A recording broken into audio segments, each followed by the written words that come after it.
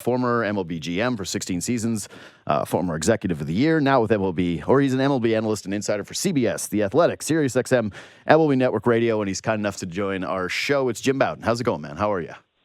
I'm doing fine, Tinker. How are you? I'm doing well.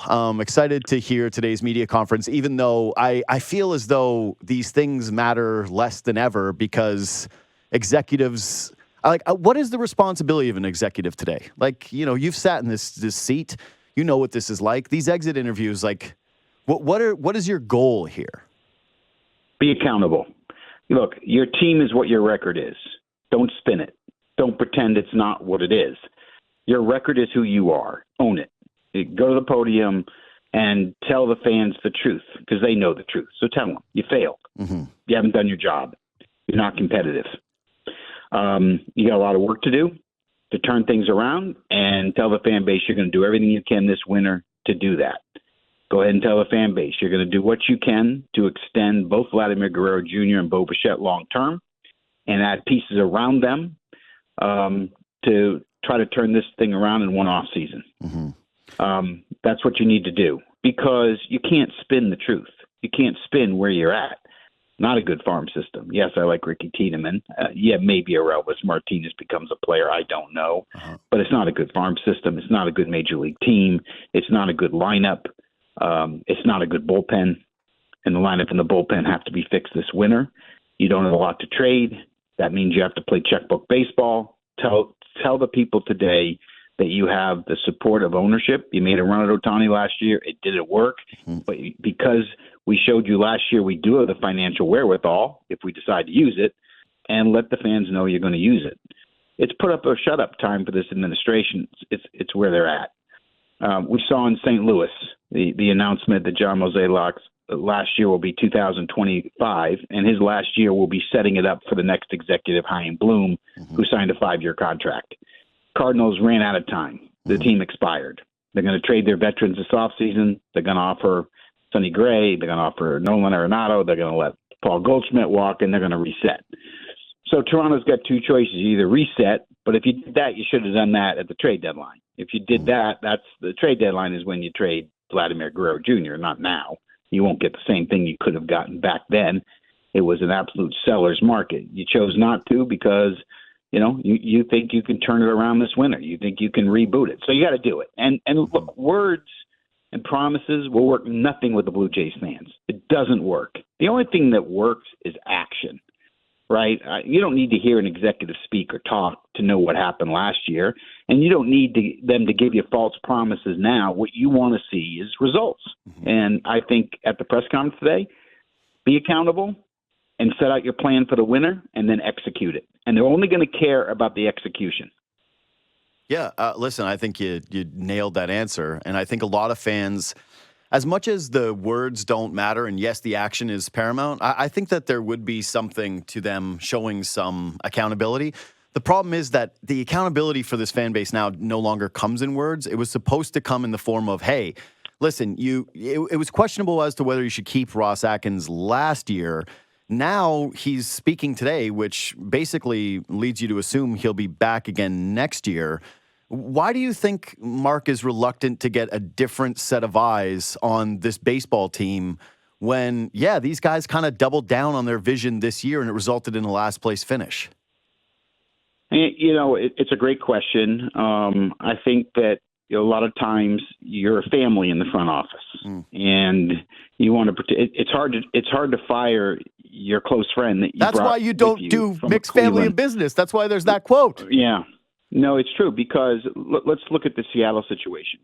Jerry Dipoto and Scott Service were like in each other's weddings. They're like best friends. Jerry had to fire him this year down the stretch and wishes he had done it earlier. He didn't do it earlier because they were friends. And it's hard to fire a friend. It just is. But if you're going to hire a friend, you got to treat your friend like anybody else because it's a business. It's not about a friendship or a fraternity. It's just not. And when the Seattle fired Scott Service and brought in Dan Wilson and put Edgar Martinez downstairs and traded for Justin Turner, it was the action that changed Seattle and gave them a better chance to win. And in fact, if the White Sox had not been so bad and the Royals and Tigers and Twins didn't all get to go 12-1 against Chicago, Seattle was a playoff team this year. They would have gotten in. if they got to go 12-1 against Chicago. They just didn't get to play them 13 times because wrong division. And so I bring that up because, it takes action.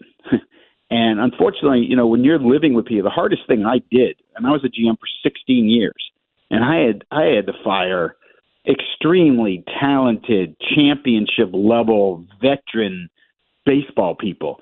And it's the hardest thing in the world to do. And you want to hope it doesn't hurt your relationship lifetime, but it does. No one likes to be fired. Everybody remembers when you're fired.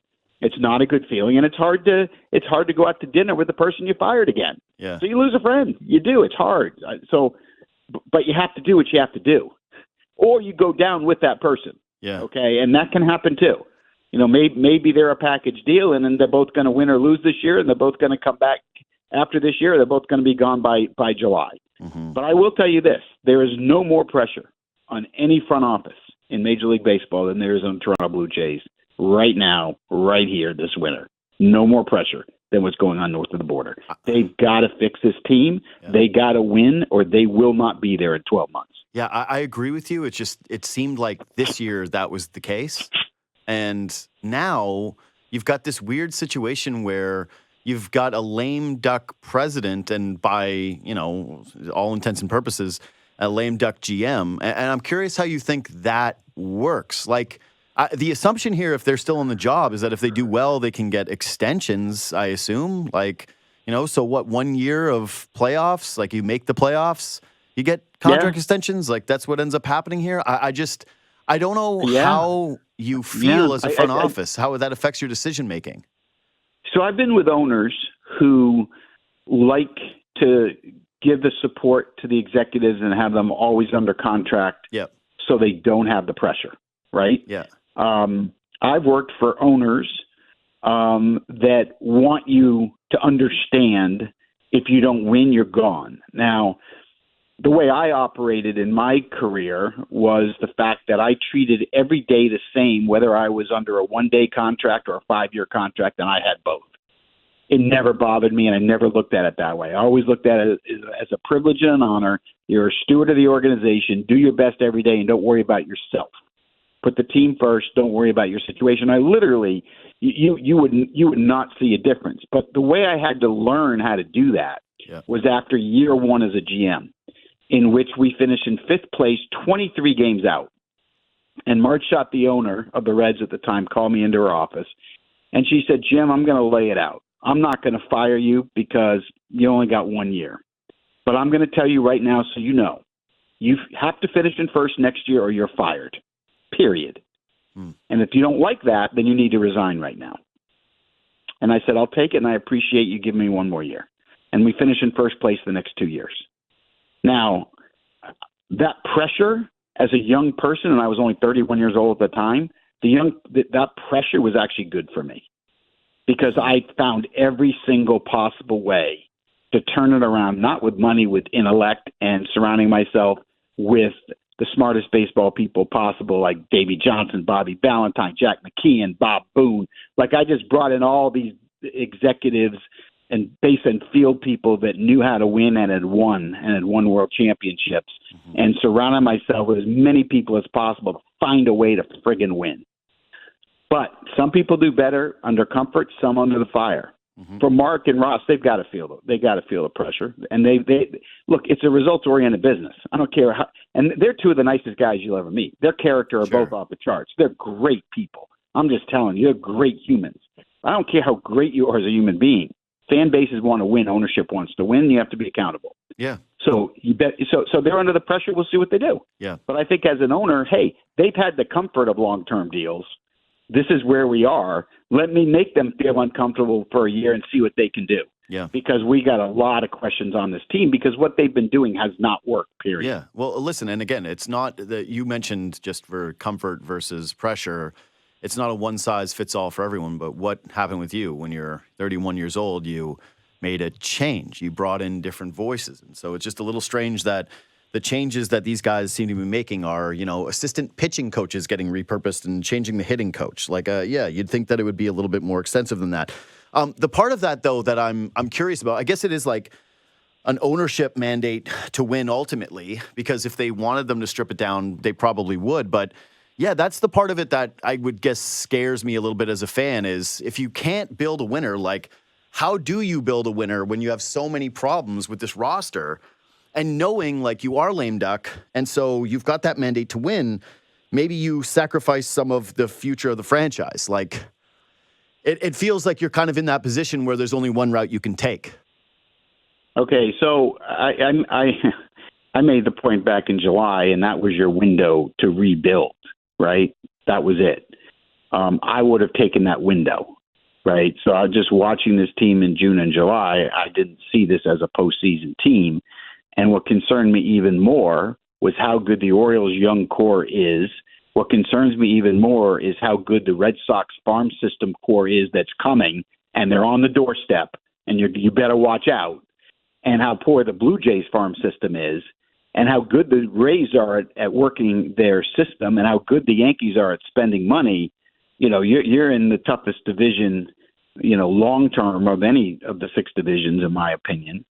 And so for me, that I've said it. I hate to keep beating a dead horse because I've been saying it for a year and a half on these shows here in Toronto. Is the fact that you either signed Guerrero and Bichette long term a year and a half ago, 2 years ago. Or you trade them this past July, and you get 7 or 8 pieces for them that can help you build and reset and do it. To me, yeah, it's going to be a huge challenge because you don't have a lot to trade. You're going to have to fix it. You're going to have to fix it with checkbook baseball. And I'm not talking about going and getting the Ohtanis. Yeah, I'm talking about getting 6 players. 3 for the lineup and 3 for the bullpen. And making smart moves. I mean, look how the Tigers built their bullpen, right? So I think your other point was the biggest one, which you talked about, replacing the assistant pitch coach but not getting more voices. They need to beef up their front office with proven baseball minds that can help them understand why their farm system isn't better, to make them understand why – they made a huge mistake in the Varsho deal because they overrated his hit tool. So why did that happen? So I think when you see mistakes in the front office, you have to ask yourself, these are moves that might have worked 10 years ago, but some of these moves don't work today, and why are we missing it? What are we not doing that the other teams are doing? And bringing strength to the system. I mean, give credit to Bill DeWitt, who took Chaim Bloom from Boston to oversee the player development department because he understood the Cardinals weren't developing hitters. they weren't getting it done. So why? So they hired Chaim Bloom to go in there and consult and look at the system, and he came up with all the reasons why they haven't. And Chaim Bloom's work in Boston is about to appear at the big league level in Boston in the next 2 years. Yeah. And when it hits, it's going to be loud. It's going to be like the Orioles loud. They got their catcher Teal coming. They got their right fielder coming. They got their shortstop coming, like it's coming, and it's gonna hit. It's gonna hit like thunder and lightning. It's interesting hearing you say this because I usually find when you continue to double down on problems, like this has been something for a while now. Again, the need for outside voices and change. Like the Blue Jays have a really tough farm system. It's not great. You mentioned that they have a couple of guys. They replenished it a little this deadline with selling off some of their veteran pieces. But they've always had, again, this is a more of a hearsay thing, is you get that reputation of smartest guys in the room when you do things differently and they're just not working and you continue to do it the same way. Like you continue down this developmental path, you don't really change things. You get defensive of your guys, nothing changes. You do the Barrios thing in the playoffs last year. You say you're going to reevaluate your system and the way that you do things, your communication. It kind of ends up being the same this year. You keep the manager, all that different stuff. You mentioned that these are good people. And so, again, this isn't personal, but do they carry that reputation to a degree from your circles? Hey, we're the smartest guys in the room. We're reluctant to change because we trust our process to a fault.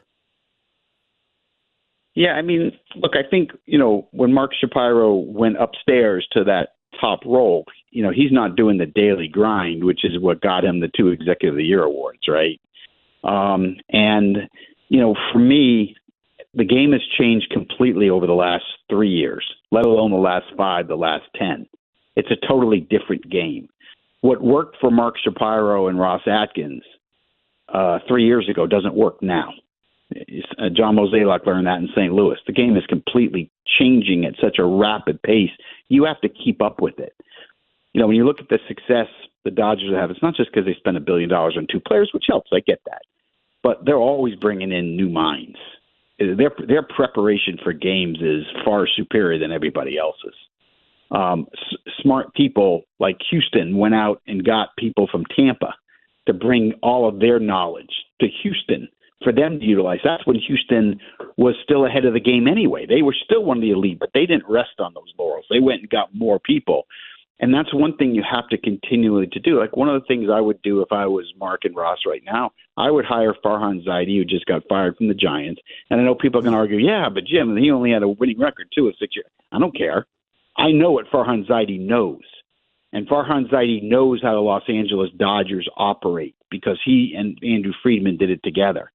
And I know what he can bring to the table, which doesn't have to necessarily just be the results of the big league level. It's what you can do through your whole farm system. And the Giants farm system's got way better the last 2 years, but it doesn't show up, as you know, for 4 to 5 years.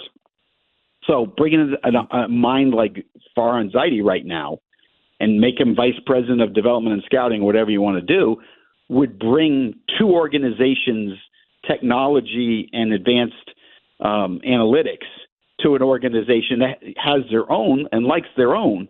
But the one thing you have to fix, and the fans see the major league team, what you have to fix is the farm system and the scouting process. 100%. That's what you got to fix. That's how you win. You can't win by continually band-aiding the big league club or playing checkbook baseball. It doesn't work. When we all watch these teams in October, you're going to find it's the teams that are building from within for the nucleus, and then you add pieces to that. Yeah. And that's where Toronto has failed more than anything. It's not the major league club. It's the fact that the farm system's not developing all-star caliber players. Yeah. And haven't. And they're not in the pipeline. That's the problem.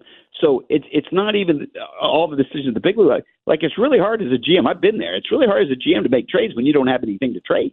Yeah. When you don't have the assets to trade, it's really hard to do that job. I mean, you got to be so creative. It's sickening. So for me, if I'm them, the biggest issue, the biggest problem you got to fix is the amateur draft and the international draft, because you can't keep failing those 2 things. That's your bread and butter. How do you think A.J. Preller it has 3 million fans coming? That they outdraw the St. Louis Cardinals now. It's not just because Peter Seidler spent the money on Manny Machado and Juan Soto. It's because he sits there and has such a great farm system that he can trade for everybody. He can make the trade for Darvish. He can make the trade for Blake Snell. He can make the trade for Musgrove. He can make the trade for Soto, and then he can trade Soto for more prospects.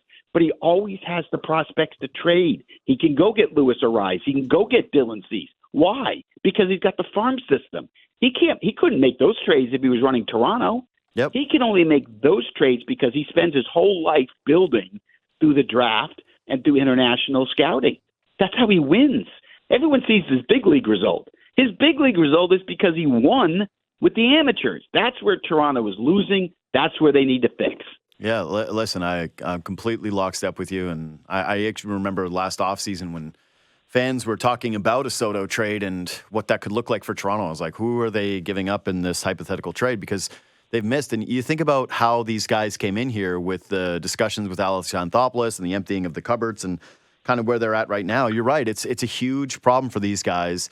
And again, it's one where you can't really solve it or prove that it is solved or fixed or whatever in the 1 year that they're doing. And so, yeah, as you call it, checkbook baseball, seems like that's going to be the offseason because, yeah, you know what you can't change in 1 year is from 2016 to, let's say, 2022, because give a couple of the other guys, and there's more than one round, but these are their picks. TJ Zoik, Logan Warmouth, Nate Pearson, Jordan Groshans, Alec Manoah, Austin Martin, Gunnar Hoagland. You package all those guys together, what are you getting? Nothing. So that's pretty tough. That's a pretty tough track record for those guys over that tenure. Yeah, it is. And you can't do it. And the other thing you have to understand, too, like when Alex Anthopoulos was criticized for emptying the cabinet. Who did he actually give up? Yeah, that's For it. Troy Tulowitzki that hurt the. Well, and he knew that. Jeff at the Hoffman time. was the best name. Now he's a reliever. Yeah, but we all knew that at the time. Yeah. And when he went over to Atlanta, he was able to take those.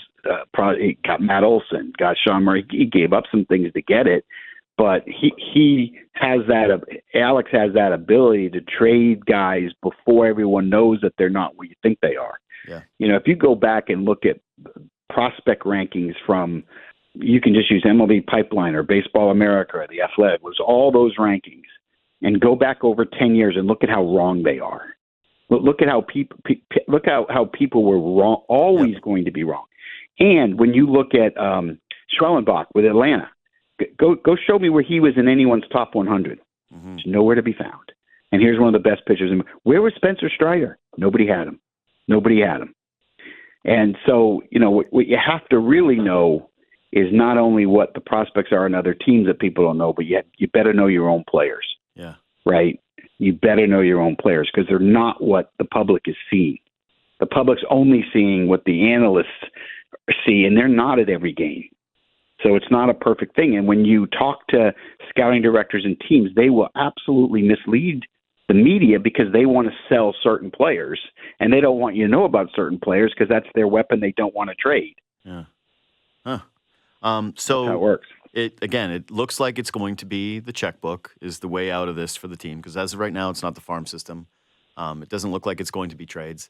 There's no bigger question for the Toronto Blue Jays than what they do with the two faces of the franchise right now and their future. So let's start with Vlad. He comes off this, the real only, I guess, meaningful great thing about this Blue Jay season was that he transformed himself back into an MVP caliber player, especially in the second half of the season. He was outrageously good. What do you think happens with Vladimir Guerrero Jr. this offseason? Does he get a contract extension? And if he does, what does it look like? Well, for me, you've got only two choices. You either extend him and put a date on it or trade him.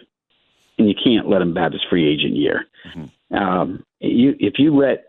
Just play this through with me. Let's just say you don't extend Bichette and Guerrero and you don't trade them. You're going to get to July and you think someone's going to give you a lot for 2 months? No, they're not. No chance. Not going to happen. So then what's going to happen to the franchise if Bichette and Guerrero walk next year? Then what?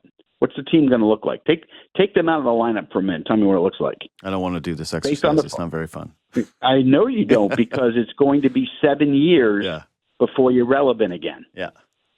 So you got two choices. Sign them, and it's going to be whatever the market says. And quite frankly, the market's going to let you know. Mm-hmm. Pete Alonso's going to let you know because Guerrero's a way better player than Alonso. Mm-hmm. So whatever Alonso's getting, you're getting more. Mm-hmm. Do you think that Vlad's waiting for not Pete Alonso, though, that he's waiting for Juan Soto?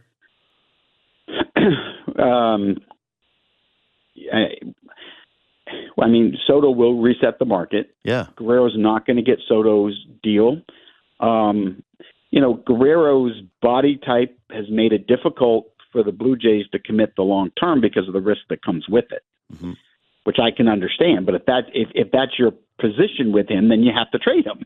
Yeah. Because someone's going to pay him. Someone's going to give him those years. Someone's going to take that gamble. And I understand if you don't want to, that's fine. Then you got to turn him into 4 players. Yeah.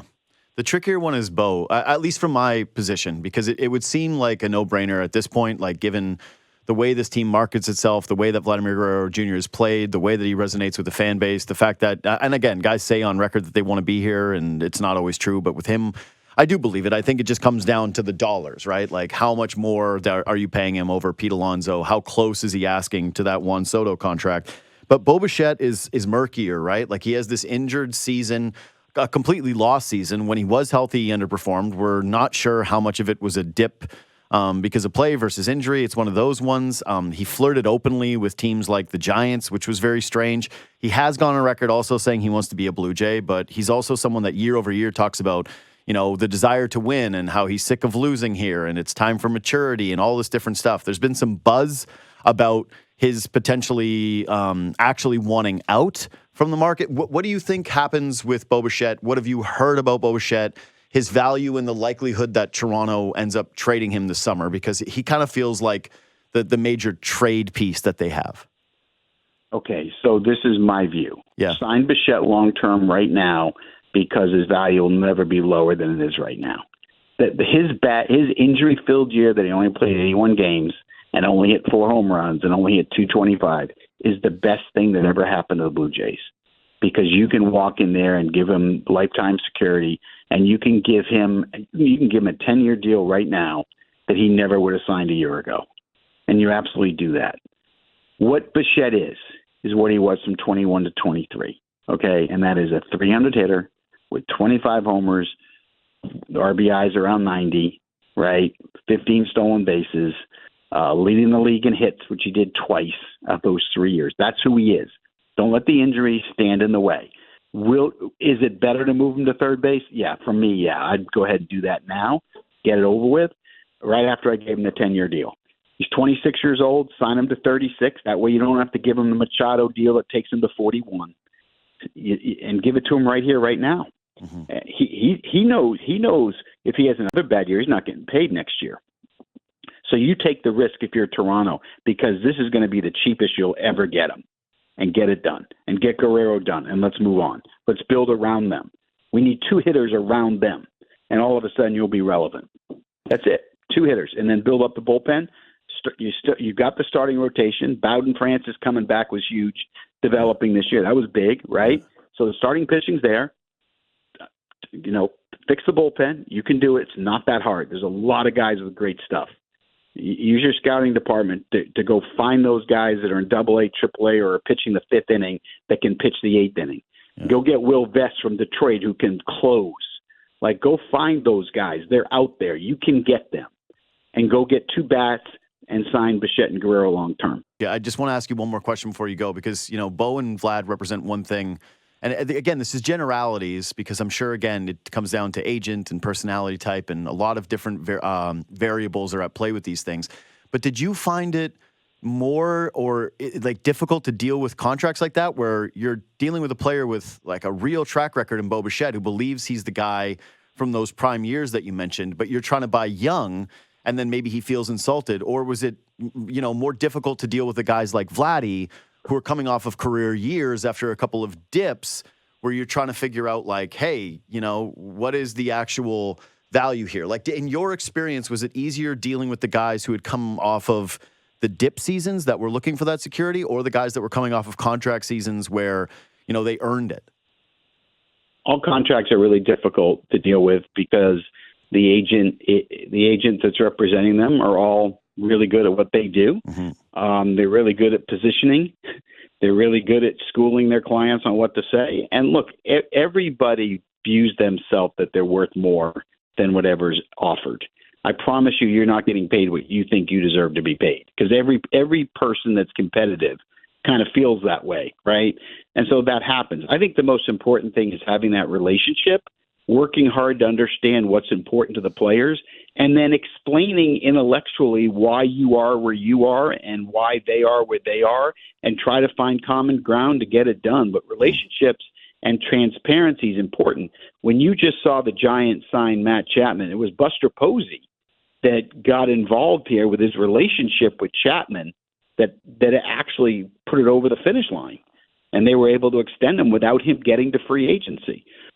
And so I just think it's important. Like with Guerrero, if it's length, I don't think anyone's going to argue the AAV. Mm-hmm. I think if the reason he's not signed has to be over length and the concerns of body. And I think it's okay if Toronto sits there and goes, look, we can't give you a 10-year deal, and this is why, and we're going to lay it out and try to find a compromise.